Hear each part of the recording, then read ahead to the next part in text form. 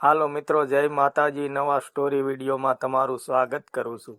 મેલડીમાંનો ઇતિહાસ નવદુર્ગા સાથે જોડાયેલો છે. અમર્યા દત્તને મારવા નવદુર્ગાએ પોતાના શરીરના મેલમાંથી એક શક્તિ પ્રગટ કરી, જે મેલમાંથી લડિયા મેલડી તરીકે ઓળખ્યા. તેઓ કળયુગમાં જાગૃત દેવી, ચોખ્ખા ઉગતાની માતા અને ભક્તોના રક્ષક તરીકે પૂજાય છે.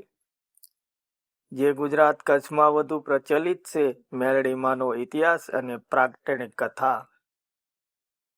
એક પૌરાણિક કથા અનુસાર નવદુર્ગા જ્યારે અમર્યા દત્ત સાથે યુદ્ધ કરી રહ્યા હતા, ત્યારે તે દૈત્ય એક મરેલી ગાયના શરીરમાં છુપાઈ ગયો. નવદુર્ગાએ પોતાના શરીરના અંગમાંથી મેલ ઉતારીને એક પૂતળી બનાવી, જેમાં પ્રાણ ફૂંકીને દૈત્યને મારવા માટે શક્તિ આપી. આ પૂતળીએ દેવીએ દૈત્યોનો વધ કર્યો. ત્યારબાદ તેઓએ પોતાના માટે લડ્યા હોવાથી ભોલેનાથ ગંગાજી દ્વારા પવિત્ર કરી તેમનું નામ મેલડીમાં રખાયું. અંબાજીનો આદેશ. જ્યારે આદ્યાશક્તિ માતાઓ પોતાના સ્થાને પાછી ફરી રહી હતી, ત્યારે મેલડી માતાએ પૂછ્યું કે હવે ક્યાં જવું. ત્યારે અંબાજીએ કહ્યું કે તારે કોઈનામાં સમાવાની જરૂર નથી, તું પૃથ્વી લોક પર જઈને ભક્તોનો ઉદ્ધાર કર.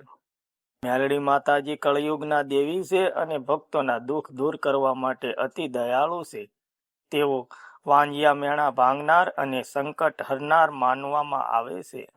સ્થાપના ગામની ફરતા કોટમાં દરવાજા પાસે કાળ ભૈરવની સાથે મેલડી માતાની સ્થાપના કરવામાં આવે છે, જે મેલડી માની ચોકી કહેવામાં આવે છે.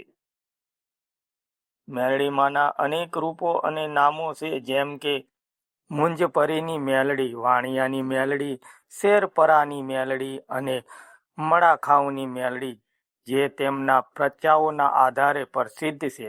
મિત્રો, વિડીયો સારો લાગ્યો હોય તો લાઈક, કમેન્ટ, શેર કરવાનું ભૂલતા નહીં. કમેન્ટમાં જય મેલડીમાં લખવાનું પણ ભૂલતા નહીં. મનોકામના પૂર્ણ થશે. જય માતાજી.